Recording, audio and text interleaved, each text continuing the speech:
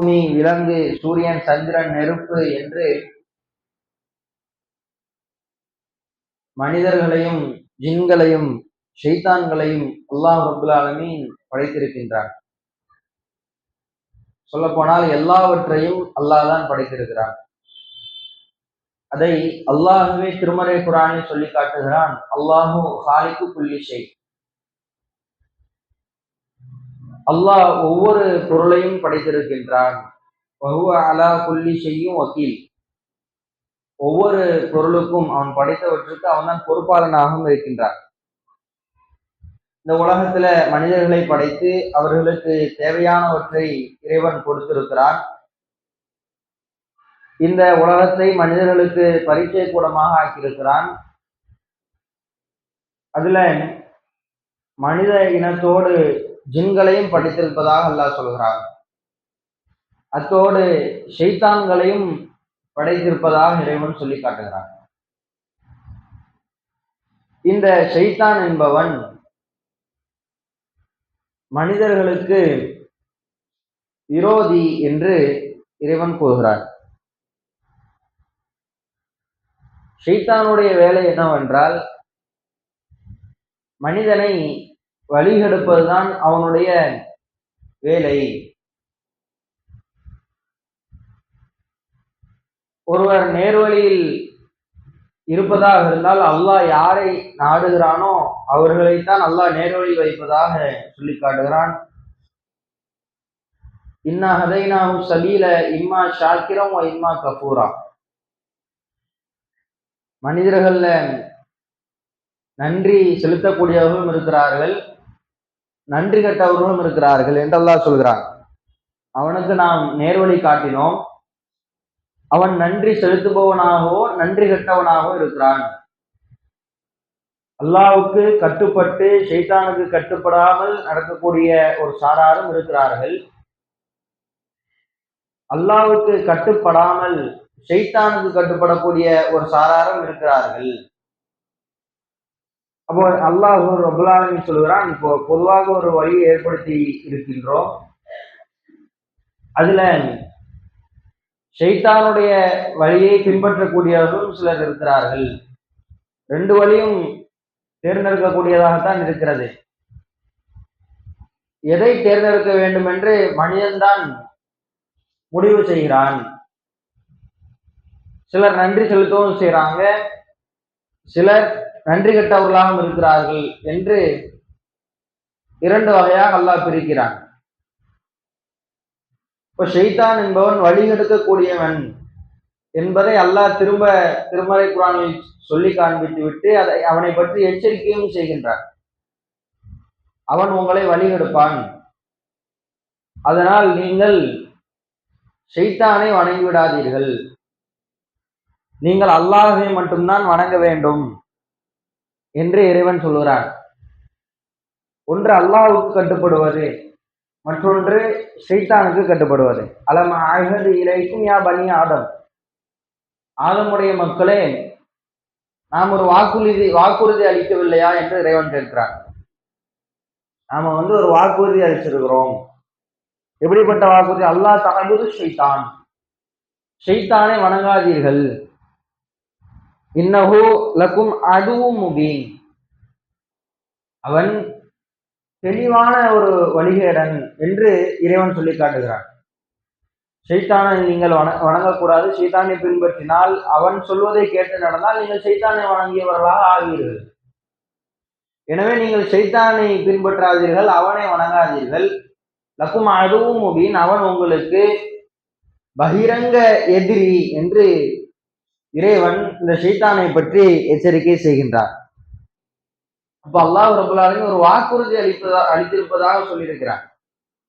அல்லாஹ் அனைத்து மக்களிடமும் இந்த ஷைத்தானை நீங்கள் பின்பற்றக்கூடாது, வணங்கக்கூடாது என்ற ஒரு வாக்குறுதியை அல்லாஹ் ரப்புல் ஆலமீன் அனைத்து மக்களிடமும் வாங்கி இருப்பதாக சொல்கிறார். ஆனால் நமக்கு ஞாபகம் இல்லை. ஆனால் அல்லாஹ் ரப்புல் ஆலமீன் எல்லா மக்களிடமும் எல்லோரிடமும் என்ன செய்திருக்கிறான் என்றால் வாக்குறுதி வாங்கியிருப்பதாக இறைவன் சொல்லி காட்டுகிறான். அதே போன்று மனிதனை அல்லாஹ் எப்படி படைத்திருக்கிறேன் என்று சொல்லும் போது அவனை படைத்து அவனை சிறைப்பித்திருப்பதாக சொல்கிறார். மனிதர்களையும் ஜின்களையும் என்னை வணங்கி வழிபடுவதற்காகவே அன்று வேறு எதற்காகவும் படைக்கவில்லை என்று இறைவன் சொல்லிவிட்டு அல்லாஹ் சொல்லுகிறான், மனிதர்களை வழக்கது கர்ரம்னா பனி ஆதம், ஆதமுடைய மக்களை நாம் சிறப்பித்திருக்கிறோம் என்று சிறப்பையும் வழங்குகிறார். ஏனென்றால் இந்த உலகத்தில் எவ்வளவோ உயிரினங்களை இறைவன் படைத்திருக்கிறான், விலங்குகளை எல்லாம் படைத்திருக்கிறான். ஆனால் அவற்றுக்கு இல்லாத ஒரு அறிவு மனிதனுக்கு இருக்கிறது. மனிதன் சிந்திக்கிறான், கேள்வி கேட்கிறான். ஆனால் விலங்குகள் சிந்திக்குமா, கேள்வி கேட்குமா? அது சாப்பிட்டுட்டு அது பாட்டில் அதோடைய வேலையை செய்து கொண்டு இருக்கும். ஆனால் மனிதன் என்ன செய்கிறான் என்றால் இந்த உலகத்தில் படைக்கப்பட்டவற்றிலிருந்து மாறுபடுகிறான், வேறுபடுகிறான், சிந்திக்கிறான், கேள்வி கேட்கிறான். இது ஏன் இப்படி இருக்கு, அது ஏன் அப்படி இருக்கு, இப்படி இருந்தா நல்லா இருக்குமே என்று புதிதாக ஒன்று உருவாக்க வேண்டுமே என்று இந்த சிந்தனை வருகிறதே, இதே மனிதனுக்கு தான் வரும். மனிதனுக்கு தான் இந்த ஆற்றலை இறைவன் கொடுத்திருக்கிறான். அதனாலதான் நம்ம கேள்வி கேட்கறதுனாலதான் அல்லாஹ் நம்மள கேள்வி கேட்பான் நாளை மறுமை நாள்ல. ஏனென்றால் உனக்கு சிந்திக்கிற ஒரு அறிவை நான் கொடுத்தேனே, அதை வச்சு நீ என்ன பண்ணுனேன்? இப்ப அல்லாஹ் இந்த உலகத்தை மனிதனுக்கு சோதனையாக ஆக்கியிருக்கிறான். மனிதனை சிறப்பிப்பதாக சொல்லிவிட்டு சிறப்பித்திருக்க தான் செய்திருக்கிறான். எல்லாவற்றையும் விட உலகத்தில் படைத்தவற்றில் எல்லாவற்றையும் விட இறைவன் மனிதனை சிறப்பித்து தான் இருக்கின்றான். ஆனால் மனிதனுக்கு சோதனையும் வழங்குகிறான். இந்த உலகத்துல சில கட்டுப்பாடுகளுக்குள்ளே நீ வாழ வேண்டும் என்பதுதான் அந்த சோதனை. என்னை மட்டும்தான் வணங்க வேண்டும், வேற யாரையும் வணங்கி விடக்கூடாது, வேற யாரையும் பின்பற்றி விடக்கூடாது. முக்கியமாக இந்த ஷைத்தான் உங்களை வழிகெடுப்பான், ஷைத்தானுக்கு நீங்கள் கட்டுப்பட்டு விடக்கூடாது என்று அல்லாஹ் ரப்பல் ஆலமீன் சொல்லுகிறான். ஆதமுக்கு பணியுங்கள் என்று நம் மாணவர்களுக்கு கூறிய போது, வைது குல்நாளி மலாயிகத்து சுஜுது லி ஆதம ஃபஸஜது இல்லா இப்லீஸ அபா வஸ்தக்பர. அப்போ அவன் என்ன செய்தான்? இப்லீஸ் என்பவன் அவனும் வானுலகத்தில் இருக்கின்றான், அவனுக்கும் ஒரு சிறப்பு வழங்கப்பட்டிருக்கிறது. ஆனால் அவன் கேட்கிறான், இந்த மனிதர்களை மண்ணால் படைத்திருக்கின்றாய், என்னை நெருப்பால் படைத்திருக்கின்றாய், அப்போ இந்த மண்ணால் படைக்கப்பட்டவற்றுக்கு நான் சஜ்தா செய்யணுமா, அதுக்கு நான் கட்டுப்பட்டு நடக்கணுமா? அல்லாஹ்வுக்கு கட்டுப்படாமல் நடந்தான். ஷைத்தானே இந்த வானுலகத்திலிருந்து தூக்கி விரட்டி இறைவன் அடித்தான் என்றால் காரணம் என்னவென்றால் இறைவனுக்கு அவன் கட்டுப்படவில்லை. அதனால் அவன் ஷைத்தான் ஆகி போனான், காஃபிராகி போனான். இறைவன் சொல்லுகிறார், அபாவ சக்பரன், அவன் பெருமை அடித்தான், ஆணவம் கொண்டான், காணமினல் காஃபிரீன், அவன் காஃபிராகி போனான். பெருமை அடிச்சது முதல்லயே இந்த விஷயங்கள் நடக்குது. மனிதனை படைக்கும் போதே இந்த பெருமை அடிக்கக்கூடிய விஷயம் இந்த ஷைத்தான் தெரிந்து நடக்கிறதுனால அதையே நமக்கு இறைவன் படிப்பனையாக சொல்றான். பெருமை அடிச்சதுனால அவன் நாசமாகி போனான். ஏன்னா பெருமை சம்பந்தமாக வரக்கூடிய ஹதீஸ்களும், பெருமை யாருடைய உள்ளத்தில் இருக்கிறதோ அவர் சொர்க்கத்திற்குள் நுழைய மாட்டார், அது அணு அளவு இருந்தாலும் அவர் சொர்க்கத்திற்குள் நுழைய மாட்டார் என்று இந்த பெருமையை பற்றி அல்லாஹ்வுடைய தூதர் அவர்கள் நமக்கு எச்சரிக்கை செய்கின்றார்கள். அந்த பெருமை என்பது மனிதனுடைய உள்ளத்தில் இருக்கக்கூடாது. ஏனென்றால் பெருமை இருப்பதினால்தான் இந்த உயர்வு தாழ்வு என்பது வருகிறது. பெருமை இருப்பதனால்தான் மற்றவர்களை மட்டம் தட்டுகிறான், மற்றவன் மன உளைச்சலுக்கும் ஆளாகிறான். இது ஒருவனுக்கு பெருமை ஏற்படுகிறதுனாலதான். இப்ப எல்லா பெருமையும் ஒருத்தனுக்கு கொண்டு போய் வச்சிடணும். எவனுக்குமே பெருமை கிடையாது, உனக்கும் பெருமை இருக்கக்கூடாது, எனக்கும் பெருமை இருக்கக்கூடாது. பெருமை என்று ஒருவனுக்கு இருப்பதாக இருந்தால் அது படைத்த ரப்புல் ஆலமீனுக்கு மட்டும்தான் இருக்கும். அப்படின்னா இந்த மனிதர்களுக்கு பிரச்சனையே இல்லை. ஏன்னா அல்லாஹ் ரப்புல் ஆலமீன் அவன் தான் நம்மை படைத்தான், அவன் தான் அனைத்தையும் உருவாக்கி இருக்கிறான். அவனுக்கு இல்லாத பெருமை இந்த மனிதனுக்கு என்ன இருந்தது, அவனுக்கு என்ன இருக்கிறது? அப்போ அல்லாஹ் ரப்புல் ஆலமீன் இந்த பெருமை என்பது மனிதனுடைய உள்ளத்தில் வரக்கூடாது. முதலாவதாக மனிதன் படைக்கப்படும் போது இந்த ஷைத்தானிடம் பெருமைதான் இருந்தது. அதனாலதான் அவன் வழிகட்டவனாகி போனான். உங்களிடமும் இந்த பெருமை இருந்தாலும் நீங்களும் வழிகட்டவர்களாக ஆகி போவீர்கள் என்பதுதான் இறைவன் சொல்ல வருகிற சாராம்சம். இப்ப அல்லாஹ் ரப்புல் ஆலமீன் ஷைத்தானை பற்றி சொல்லும்போது அவன் உங்களுக்கு பகிரங்க எதிரி. யா அய்யுஹல்லதீன ஆமனூ லா தத்தபியூ குதுவாத்தி ஷைத்தான், ஷைத்தானுடைய அடிச்சூடுகளை பின்பற்றாதீர்கள். ஒமை யத்தபிஉ குதுவாத்தி ஷைத்தான், யார் ஷைத்தானுடைய அடிச்சுவடுகளை பின்பற்றுகிறார்களோ இன்னஹு யஅமுரு பில் ஃபஹ்ஷாஇ வல் முன்கர், அவன் வெட்கக்கேடான காரியங்களையும் தீமையான காரியங்களையும் செய்யுமாறு உங்களை ஏவுவான், கட்டளையிடுவான். இப்போ நமக்கு தெரியல, சாதாரணமாக வாழ்ந்து கொண்டிருக்கிறோம். ஆனால் இந்த ஷைத்தான் என்ன செய்வான் என்றால் உங்களுடைய உள்ளத்தில் பொறி கொண்டு விட்டு அவன் நம்மளை கையை பிடிச்சி இழுக்கல, இந்த தவறான காரியத்தை செய்யி அப்படின்னு சொல்லி அவன் நம்மை அழைப்பது என்றால் நம்ம கையை பிடிச்சி இழுத்து கொண்டு போய் தவறான பாதைக்கு அழைப்பதில்லை. எப்படி அழைக்கிறான்? உள்ளத்தில் ஒரு எண்ணத்தை ஏற்படுத்துறான், அது போதும். அவனால் அதை தவிர்த்து பெருசாவெல்லாம் ஒன்றும் செய்ய முடியாது. உள்ளத்தில் தவறான எண்ணத்தை ஏற்படுத்துவதை விட பெரிய விஷயங்கள் எல்லாம் அவன் செஞ்சு நம்மளை இது பண்ண முடியாது. ஆனால் அதுவே மிகப்பெரிய அளவுக்கு வழிகட்டு போவதற்கு காரணமாக ஆகிவிடுகிறது. அதனால நீங்கள் கவனமாக இருக்க வேண்டும். அப்ப இன்னஹு யஅமுரு பில் ஃபஹ்ஷாஇ வல் முன்கர், அவன் வெட்கக்கேடான காரியங்களையும் தீமையான காரியங்களையும் செய்யுமாறு அவன் ஏவுவான். இது ஷைத்தானுடைய வேலை. ஏனென்றால் அல்லாஹ் குர்ஆனில் மனிதர்களை பற்றி சொல்லும் போது கூட மனித ஷைத்தான் என்று சொல்லி காட்டுகிறான். கெட்டவர்களை பற்றி அல்லாஹ் சொல்லும் போது இப்ப நமக்குள்ளே இயல்புல ஒரு பழக்கம் இருக்கும். இப்ப ஷைத்தா மாதிரி ஏன் இந்த வேலையை செய்யற அப்படின்னு சொல்லுவோம், திட்டுவோம். திட்டும் போது கூட இந்த பழக்கம் இயல்பிலே உண்டு. அப்ப ஏன் அப்படின்னு சொன்னா அந்த குணங்கள் அவரிடம் இருந்தால் அவர் ஷைத்தான் போலத்தான் கருதப்படுவார். இப்ப அல்லாஹ்வே அதை திருமறை குர்ஆன்ல சொல்லி காட்டுறான், இது ஷைத்தானுடைய குணம், இந்த கெட்ட குணங்கள் எல்லாம் இந்த மனிதர்கள்ட்ட இருக்குது, இது ஷைத்தான்கள் இவர்கள் என்று இறைவன் சொல்லி காட்டுகிறான். ஏன்னா அவனுடைய குணம்தான் இவர்களுக்கு இருக்கிறது. அப்போ அல்லாஹ் ரப்புல் ஆலமீன் அவன் உங்களை வெட்கக்கேடான காரியங்களும் தீமையான காரியங்களையும் செய்யுமாறு உங்களை ஏவுவான், எனவே நீங்கள் அவனுக்கு கட்டுப்படாதீர்கள் என்ற எச்சரிக்கையும் இறைவன் எடுக்கிறான். அதே மாதிரி அல்லாஹ் ரப்புல் ஆலமீன் சொல்கிறான், அவன் அனைத்தையும் அழகாக்கி காட்டுவான். இந்த உலகத்துல ஒரு மனிதன் ஒரு விஷயத்தின் பக்கம் ஓடி போகிறான் என்றால், அதை செய்ய வேண்டும் என்று நினைக்கிறான் என்றால், ஒன்றை விரும்புகிறான் என்றால் என்னவாக இருக்கும்? ஒரு கவர்ச்சி அதன் பக்கம் இருக்கும், ஒரு ஜீனத் அதன் பக்கம் இருக்கும். ஒரு கவர்ச்சி ஏற்படும் போதுதான் அதன் பக்கம் மனிதன் பின்னால் செல்வான். இப்ப அல்லாஹ் சொல்லுகிறான்,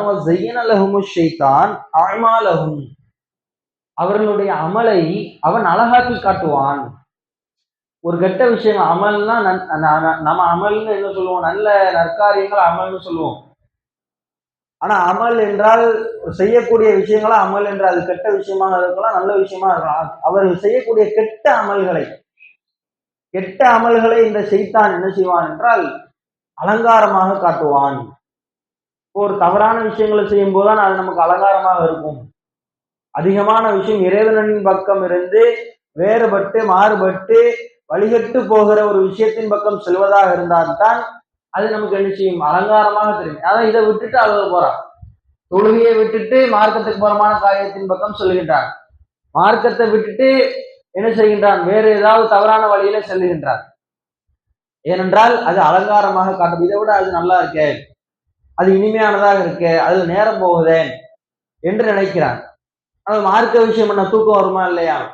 இது மார்க்க விஷயத்த கேட்கணுமே, நமக்கு தூக்கம் வர மாதிரி இருக்குதே, நேரம் போவாதே, இதை எப்பனாலும் கேட்டுக்கலாம், வயசான காலத்துல கூட அல்லாஹ்வை பத்தி நினைச்சு நம்ம சொர்க்கத்துக்கு போயிடலாம் அப்படின்னு நினைச்சிட்டு மனிதனுக்குள்ள ஏதாவது ஒரு தட்டி கழிக்கின்ற ஒரு எண்ணம் இருக்குதா இல்லையா?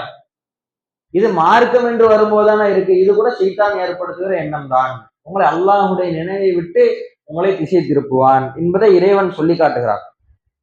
இன்னும் அவர் யார் இந்த ஷைத்தானை பின்பற்றி நடந்தார்களோ அவர்களுக்கு அவர்களுடைய அமல்களை அலங்காரமாக காட்டும் போது அவர்கள் அந்த அலங்காரத்தின் பக்கம் சென்று விட்டு அவனை பின்பற்றி நடந்தவர்களுக்கு அல்லாஹ் நாளை மறுமை நாளில் என்ன செய்கிறார் என்றால் துன்புறுத்தும் வேதனையை அவர்களுக்கு வழங்குகிறான். யாரெல்லாம் ஷைத்தானுக்கு கட்டுப்பட்டு அவனை பின்பற்றி நடந்தார்களோ அவர்களுக்கு இறைவன் அவர்களுக்கு துன்புறுத்தும் வேதனை வழங்குவதாக இறைவன் சொல்லி காட்டுகிறான். அப்ப மனிதர்களுக்குள்ளேயே ஒரு தவறு நடக்கிறது என்றால் அதை சுட்டி காட்டப்படும் போது கூட என்ன செய்கிறது? ஒரு தவறு நடக்கிறது, சுட்டி காட்டப்படும் போது கூட அந்த தவறை நான் திருத்திக் கொள்ள வேண்டுமா என்று நினைக்கின்றான். அவன் தவறு செய்யவில்லையா, இவர் தவறு செய்யவில்லையா என்றுதான் அவனுடைய எண்ணம் போகிறதே தவிர அவனுடைய தவறை அவன் திருத்திக் கொள்ள வேண்டும் என்ற எண்ணம் ஒரு மனிதனுக்கு வராமல் போகிறது. அது கூட சைத்தான் வழி கெடுக்கிறான்.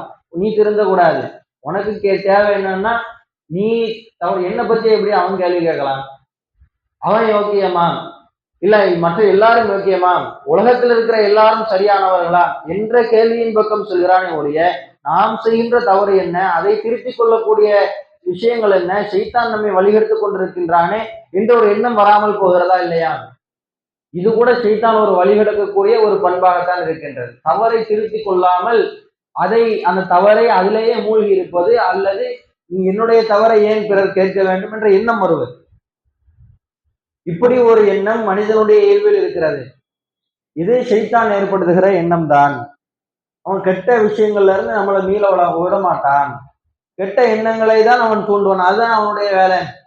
இரவுல ஃபஜ்ருக்காக எழுந்திருக்கிற அந்த வேளையில் கூட அல்லாஹ்வுடைய தூதர் அவர்கள் சொல்லி காண்பிக்கிறார்கள், ஃபஜ்ருடைய தொழுகைக்கு அவன் என்ன செய்ய மாட்டான், எழும்பி வரவிட மாட்டான்.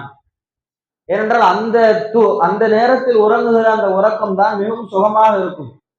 எப்பொழுதுமே நாம் தூங்கும் போது நம் சாதாரணமாக தூங்கினால் கூட நினைத்த நேரம் தூங்கிவிட்டு எழுந்திருக்கலாம். ஆனால் தொழுகை என்று வந்துவிட்டால், ஃபஜ்ருடைய நேரம் வந்தால் இன்னும் 10 நிமிஷம் தான் இருக்குது அப்படின்னு சொன்னா, இன்னும் 10 நிமிடம் இருக்கிறதே என்றுதான் நமக்கு தோணுமே ஒழிய, 10 நிமிஷம் தான் இருக்குது அப்படின்னு நமக்கு தோணாது.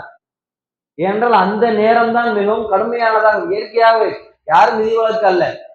ஆனா அதையெல்லாம் விட்டு மீண்டு வர வேண்டும் என்றுதான் இஸ்லாம் சொல்லுகிறது. அல்லாஹ்வுடைய தூதர் சொல்கிறார்கள், நீங்கள் ஃபஜ்ருடைய தொழுகைக்காக நீங்கள் எழுந்திருக்க வேண்டும் என்று நினைத்தாலும், ஷைத்தான் இரவுல என்ன செய்கிறான் என்றால், உங்களுடைய பின்மண்டையின் அருகில் அவன் அமர்ந்து கொள்கின்றான். அமர்ந்து கொண்டு இன்னும் உறங்கு, ஹதா லைலும் தவீல், இன்னும் நீண்ட இரவு இருக்கிறது, இன்னும் நீண்ட இரவு இருக்கிறது. மணிக்கணக்கில் தூங்கி இருப்பான். ஆனால் அவனுக்கு அந்த தூக்கம் போதுமானதாக இருக்காது. அதுல வெறும் 10 நிமிடம் தான் இருக்கும் எழுந்திருப்பதற்கு. ஆனால் 5 நிமிடம் தான் இருக்கும். 2 நிமிடம் இருந்தாலும் 2 நிமிஷம் இருக்கிற படுத்துருவோம், 2 நிமிஷத்துல எந்திரிச்சிடலாம் அப்படின்னு ஒரு எண்ணம் தோன்றதே. இப்ப அது ஷைத்தான்கிட்ட இருந்து ஏற்படுது. அல்லாஹ்வுடைய தூதர் அவங்க சொல்றாங்க, அவன் உங்களிடம் ஒரு பின்மண்டையில் அவன் அமர்ந்து கொண்டு அவன் தூங்கு என்று சொல்லுவான். உங்களுடைய முடிச்சை போட்டு விடுவான். அவன் உங்களுடைய மண்டையில் சிறுநீர் கழித்து விடுகிறான் என்று அல்லாஹ்வுடைய தூதர் அவங்க சொல்றான். எழுந்திருக்காமல் இருந்தால், அப்போ அல்லாஹ்வுடைய நினைவு வந்து அல்லாஹ்வை நினைத்து விட்டு அவன் எழுந்திருத்து விட்டால் அவனுடைய ஒரு முடிச்சு அவிழ்ந்து விடுகிறது. இரண்டாவதாக அவன் உழு செய்கிறான், 2 முடிச்சு அவிழ்ந்து விடுகிறது. மூன்றாவதாக தொழுகைக்கு சென்று தொழுது விடுற 3 முடிச்சும் அவிழ்ந்து விடுகிறது. அப்ப இது ஒரு காலையில ஷைத்தான் ஏற்படுத்துகின்ற ஒரு இறைவனை வணங்க விடாமல் தடுப்பதற்காக அவன் செய்கின்ற ஏற்பாடு. இதை அல்லாஹ்வுடைய தூதர் அவங்க தெளிவா சொல்லி காட்டுறாங்க. பொதுவாகவே அவன் தொழுகையை விட்டு தடுப்பான், ஒவ்வொரு விஷயங்களையும் விட்டு தடுப்பான். அது பிற மக்கள் மூலமாக, வழிகட்ட கூட்டத்தின் மூலமாக, வழிகட்டவன் மூலமாக அவன் அந்த காரியத்தை செய்து கொண்டிருப்பான். கெட்ட எண்ணத்தை ஏற்படுத்தி தடுப்பான். அதுவெல்லாம் போக உறங்கும் போது கூட அவன் என்ன செய்கிறான் என்றால், அந்த உறக்கத்தில் அவன் பங்கு கொண்டு இந்த இடத்தில் நீ எழுந்திருத்து விடக்கூடாது, இறைவனை வணங்கி விடக்கூடாது என்று தடுப்பான். இதுவும் ஷைத்தானுடைய வேலைதான் என்று அல்லாஹ்வுடைய தூதர் சொல்றாங்க. கெட்ட குணங்கள், அதை பற்றியும் அல்லாஹ்வுடைய தூதர் சொல்றாங்களா இல்லையா? ஒரு பேசும்போது ஒரு விஷயத்தை சர்வசாதாரணமாக பேசி விடுகிறார். அதன் காரணமாக கிழக்கிற்கும் மேற்கிற்கும் தொலைவை விட அதிகமான தூரத்தில் அவர் நரகத்தில் விழுந்து விடுகிறார். சாதாரண ஒரு விஷயத்தை பேசுறாரு, நரகத்தில் விழுந்துடுறாரு. அதே மாதிரி இன்னொன்று சொல்றாரு, சாதாரணமாக ஒரு விஷயத்தை தான் பேசுவாரு, ரொம்ப தூரத்துல என்ன செய்வார், சொர்க்கத்தில் அவர் சென்று விடுவார். சாதாரணமா ஒரு விஷயத்தை பேசுவார், அதன் காரணமாக சொர்க்கத்துக்கும் போக வாய்ப்பு இருக்கு. சாதாரணமா தான் ஒரு விஷயம் பேசுவாரு, நரகத்துக்கும் போறதுக்கு வாய்ப்பு இருக்கு. என்னவென்றால், பேசுகின்ற அந்த பேச்சு என்பது நாவில் நாம் பேசும்போது அதை கவனமாக பேச வேண்டும். அல்லாஹ்வுடைய தூதர் அவர்கள் சொல்கிறார், அவன் பேசுகின்ற அந்த பேச்சினால் கூட நம்ம பேசுறது என்ன ஒரு சாதாரண விஷயம் தானே என்று நினைத்து கொண்டிருப்போம். ஆனா பல பேருடைய பேச்சு எப்படி இருக்கும் என்றால் கவனம் இல்லாமல் இருக்கும். அதனுடைய பேச்சினுடைய தன்மை அறியாமல், பிறருக்கு ஏற்படுகின்ற அந்த பாதிப்பு அறியாமல் சர்வசாதாரணமாக ஒரு வார்த்தையை பேசி விடுகிறார். அது எவ்வளவு ஒரு நம்ம பார்ப்போம். அந்த குடும்பங்கள்ல பிரச்சனை ஏற்படுது, நண்பர்களுக்கு மத்தியில பிரச்சனை ஏற்படுது, ஒரு குழுக்களுக்கு மத்தியில பிரச்சனை ஏற்படுகிறது என்றால் அதுல முக்கியமான ஒரு காரணம் என்ன இருக்கும் அப்படின்னு பார்த்தா, ஏதாவது ஒரு வார்த்தை தான், பேசக்கூடிய வார்த்தை தான், தடித்த ஒரு வார்த்தையை பேசி விடுவார், கனமான ஒரு வார்த்தையை பேசி விடுவார், அவருடைய பிறருடைய உள்ளம் பாதிக்கப்படக்கூடிய அளவுக்கு ஒரு வார்த்தையை பேசிவிடும் போது அதனால் மிகப்பெரிய ஒரு பிரச்சனை ஏற்படுகிறது. இப்ப இஸ்லாம் அதையும் தெளிவுபடுத்தி காட்டுகிறது, நமக்கு விளக்கி சொல்கிறது. நீங்கள் பேசுகின்ற அந்த பேச்சு சர்வ சாதாரணமா என்ன பேசுறீங்கிறத தெரிந்து கொண்டு பேசுங்கள். அதன் காரணமாக அல்லாஹ்வுக்கு மாற்றமான ஒரு சொல்லை நீங்கள் சொல்லிவிடலாம், மார்க்கத்துக்கு புறம்பான காரியத்தை நீங்கள் சொல்லிவிடலாம், அதன் மூலமாக நீங்கள் நரகத்திற்கு விழுந்து விடுவீர்கள். ஆனால் வார்த்தைகளில் கவனம் வேண்டும் என்று சொல்லிக் கொடுக்கிறது. அதே மாதிரி நீங்கள் பேசுகின்ற அந்த நல்ல வார்த்தைகளின் மூலம் நல்ல வார்த்தையை பேசுகின்றீர்கள், அதனால் நீங்கள் சொர்க்கத்திற்கு செல்வீர்கள். அதனால் அல்லாஹ் பேசுகின்ற வார்த்தையின் மூலமாக அல்லாஹ் என்ன செய்கிறான் என்றால் சொர்க்கத்தை கொடுக்கிறான். அந்த அளவிற்கு ஒரு பேச்சில் கூட கட்டுப்பாடு என்பது வேண்டும். அதுல கூட ஷைத்தான் என்ன செய்வான்னு சொன்னா, கெட்ட வார்த்தைகளை பேசுமாறு தூண்டுவான். ஏன்னா அவனுடைய வேலை அதான், கெட்ட எண்ணத்தை ஏற்படுத்துறது, கெட்ட விஷயங்களை செய்ய தூண்டுறது. அப்ப அந்த வார்த்தைகள்ல கூட என்ன செஞ்சிருவான்னு சொன்னா, கெட்ட விஷயங்களை செய்யுமாறு அவன் ஏவிடுவான்றதுனால அவன் கெட்ட விஷயங்களை கூட பேசுவதற்கு அவன் காரணமாக அமைகிறான். எனவே இந்த ஷைத்தானுடைய வழிகெடுத்தல், அவன் எப்படியெல்லாம் மனிதர்களை வழிகெடுப்பான் என்பதை அறிந்து கொள்வது ஒவ்வொரு முஸ்லிமின் மீது அவசியமாக இருக்கிறது. ஏனென்றால் அவன்தான் மனித குலத்திற்கு எதிரி, அவன்தான் நம்மை நரகத்தில் தள்ளுவதற்கு ஒரு முக்கிய காரணியாக இருக்கிறான். எனவே அவனிடமிருந்து அனைவரும் பாதுகாப்பு பெற்றுக் கொள்ள வேண்டும். ஏனென்றால் அல்லாஹ்வுடைய தூதர் அவர்கள் ஏராளமான செய்திகளை நமக்கு கற்றுக் கொடுக்கின்றார்கள், ஷைத்தானிடமிருந்து நாம் பாதுகாப்பு பெறுவதற்காக, ஷைத்தானுடைய வழிகேடுகளில் இருந்து நாம் பாதுகாப்பு பெறுவதற்காக. இரவு தூங்கும் போது நமக்கு சில விஷயங்களை கற்றுக் கொடுக்குறாங்க. அதே மாதிரி ஒவ்வொரு நேரங்கள்லையும் ஷாவுது பில்லாஹி மினஷ் ஷைத்தானிர் ரஜீம், கெட்ட எண்ணங்கள் ஏற்படும் போது இந்த பிரார்த்தனையை செய்யுங்க என்று சொல்றாங்க. அதனால அதையெல்லாம் கடைபிடிக்கக்கூடிய நன்மக்களாக அல்லாஹ் ரப்பல் ஆலமீன் உங்களையும் என்னையும் ஆக்கி அருள் புரிவானாக என்று கூட என்னுடைய முதல் உரை நிறைவு செய்கிறேன்.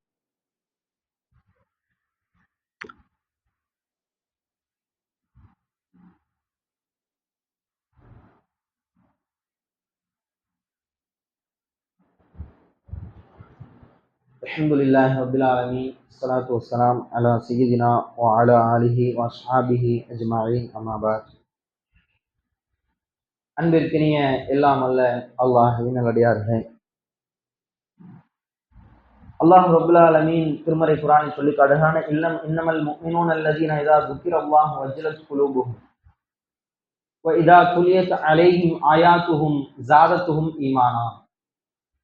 அல்லாஹ்வை பற்றி அவர்களுக்கு நினைவூட்டப்பட்டால் அவர்களுடைய உள்ளம் நடுநடுங்கும்.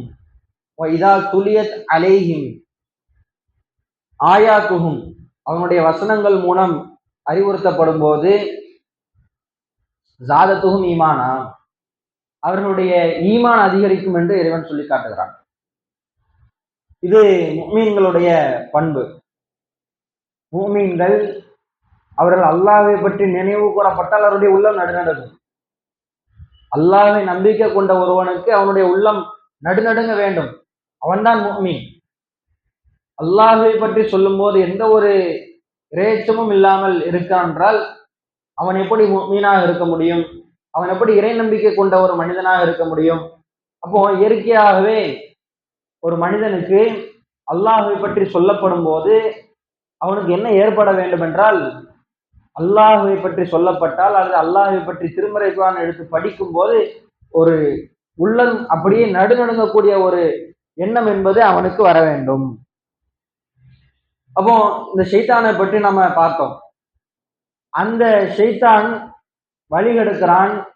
அந்த வழிகேட்டிலிருந்து எப்படி நம்மை பாதுகாத்துக் கொள்வது என்பதற்கு அல்லாஹ்வுடைய தூதர் அவர்கள் ஷைத்தானிடமிருந்து பல நேரங்கள்ல நமக்கு பாதுகாப்பு தேடுமாறு செய்திகளை நமக்கு சொல்றாங்க. கொட்டாவி வருகிறது, கொட்டாவி வரும்போது அஊது பில்லாஹி மினஷ் ஷைத்தானிர் ரஜீம், கொட்டாவி ஷைத்தானிடமிருந்து வருகிறது, தும்மல் இறைவனிடம் அல்லாஹ்விடமிருந்து வருகிறது. எனவே நீங்கள் உங்களில் ஒருவருக்கு கொட்டாவி ஏற்படும் போது நீங்க என்ன செய்யுங்க, அஊது பில்லாஹி மினஷ் ஷைத்தானிர் ரஜீம் என்று சொல்லுங்கள் என்ற இந்த செய்தி இருக்கிறது. கொட்டாவி ஏற்படும் போது அவுது பில்லாஹி மினஷ் ஷைத்தானிர் ரஜீம் என்ற அந்த விஷயத்தை நாம சொல்றோம். அதுல ஒரு இது இருக்கின்றது. அதுக்கடுத்து அல்லாஹ்வுடைய தூதர் அவர்கள் படுக்கைக்கு செல்லும் போது என்ன சொல்றாங்க அப்படின்னா, படுக்கைக்கு செல்லும் போது நீங்கள் பிரார்த்தனை செய்யுங்க. என்ன பிரார்த்தனை செய்யுங்க? ஆமன ரசூல் சொல்லி கொடுக்குறாங்க. அதே மாதிரி குல் சூரா 3 சூரா சொல்றாங்க. கடைசி இறுதி திருமறை குர்ஆன்ல கடைசி அத்தியாயமான 3 சூறாக்கள் குல் ஹுவல்லாஹு, குல் அஊது பிரப்பின்னாஸ், குல் அஊது பிரப்பில் ஃபலக். இந்த 3 சிறிய சூறாக்களை ஓதுறது அதன் மூலமாகவும் ஷைத்தானிடமிருந்து நீங்கள் பாதுகாப்பு பெற்றுக்கொள்ள முடியும் என்று சொல்றாங்க. அதே மாதிரி குழந்தைகளுக்கு ஷைத்தானிடமிருந்து பாதுகாப்பு பெற்றுக் கொள்வதற்காக ஒரு துவாவையும் கற்றுக் கொடுக்கிறாங்க. அதையும் நாம சொல்லலாம். அதே மாதிரி அல்லாஹ்வுடைய தூதர் அவர்களும் பிரார்த்தனையும் கற்றுக் கொடுக்குறாங்க. ஷைத்தான்கிட்ட இருந்து நீங்கள் கெட்ட எண்ணம் ஏற்பட்டாலோ, கெட்ட விஷயங்கள் அவன் ஷைத்தான் தூண்டப்படுகிறான் என்றால் அவுது பில்லாஹி மினஷ் ஷைத்தானிர் ரஜீம் என்று சொல்வது ஒரு பொதுவான ஒரு விஷயமாக இருக்காது.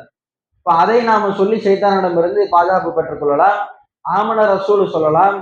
அதே மாதிரி ஆயத்துல் குர்சி அது நாம சொல்லலாம். இப்படி பல பிரார்த்தனைகளும் உண்டு. அந்த பிரார்த்தனைகளையும் நாம செஞ்சு என்ன செய்யலாம்? நாம இன்னும் இது போக இதெல்லாம் எல்லாருக்கும் தெரிந்த பிரார்த்தனை தான்.